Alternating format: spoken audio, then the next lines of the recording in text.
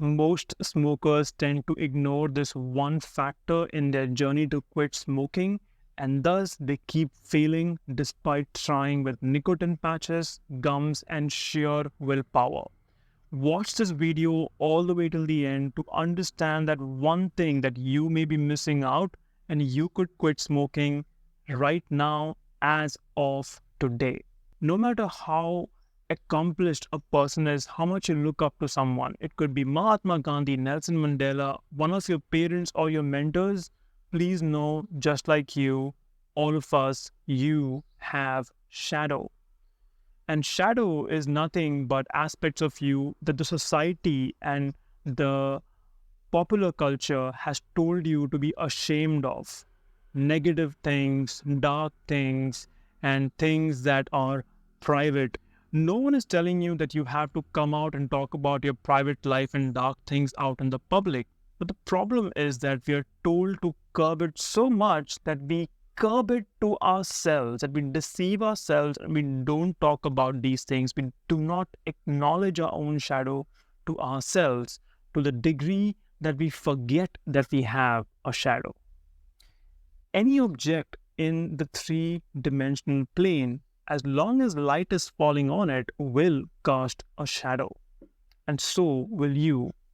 This is a physical example, but what I'm telling you is more mental as well as subtle spiritual aspects of your persona and psyche. How we define things is how our life gets defined ultimately. So consider this example and understand why shadow is so important and critical to anything that relates to your personal development or evolution of your being. Your shadow holds the key to your greatest powers. It also holds the key to your greatest suffering in life. It has taken me a long time to understand this, both through my own practice as well as helping others over the last 3 years break through their addiction. My name is Sunny Job. I'm a clinical hypnotherapist and I help smokers and addicts quit their addiction in the shortest time possible without having any urges. Imagine that your shadow is a lion. Now, lion is dangerous. It can kill you if you don't pay attention. And so, based on how you were brought up and the culture and religious environment that was stuffed inside your young mind, you might look at the lion and think that it needs to be tamed and controlled and put in a cage because it's dangerous, right? But when you think about a caged lion, think about how you're defining yourselves. If the lion is your shadow and you are caging it and you're taming it and you feel there's a need to tame that shadow, then you are playing the ringmaster. Now, on the face of it, the ringmaster looks very powerful when you go to the circus and look at them. But think about the ringmaster after the show is over. Is he or she really the master?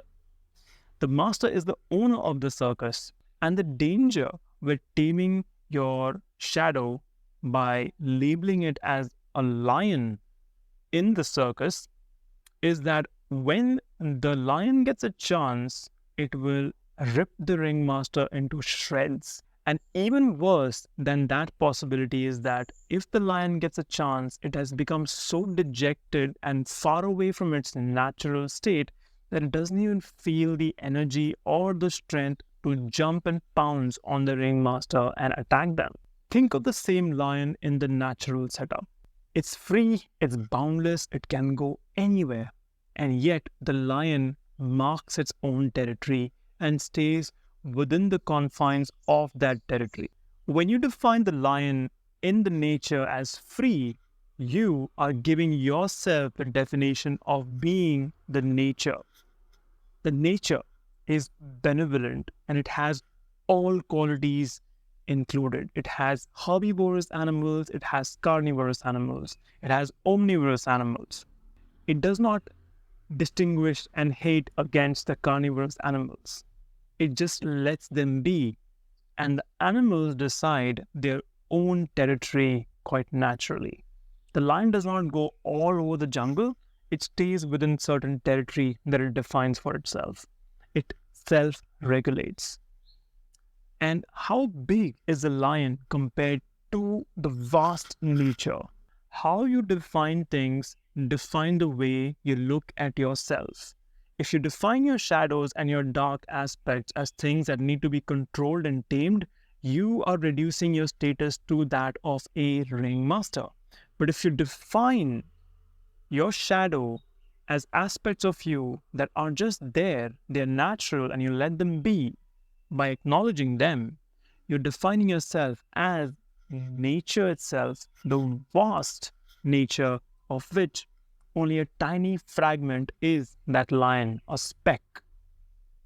Imagine what implication this understanding has on you.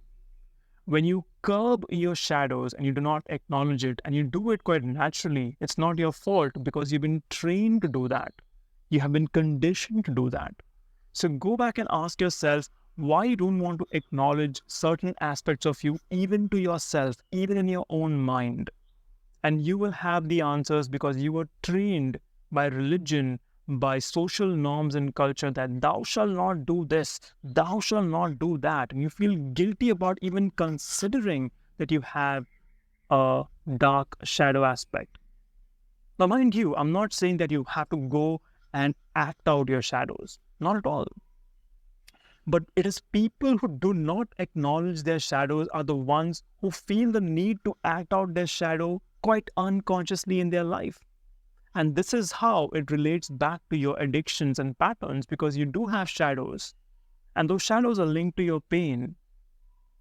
And in order to avoid these aspects of you, you cope up using addictive substances and cigarettes in this matter, or alcohol, or drugs, or relationships, because you do not want to acknowledge the shadow aspect.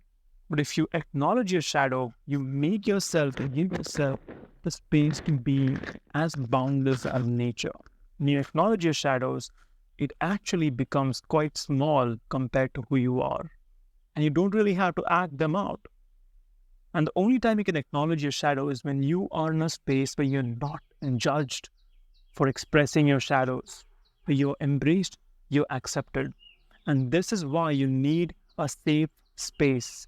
If you keep looking at yourself as a biological machine, which is a reductionist way of looking at your life, and that's not how nature is, then you will keep going back to substances like nicotine patches and gums.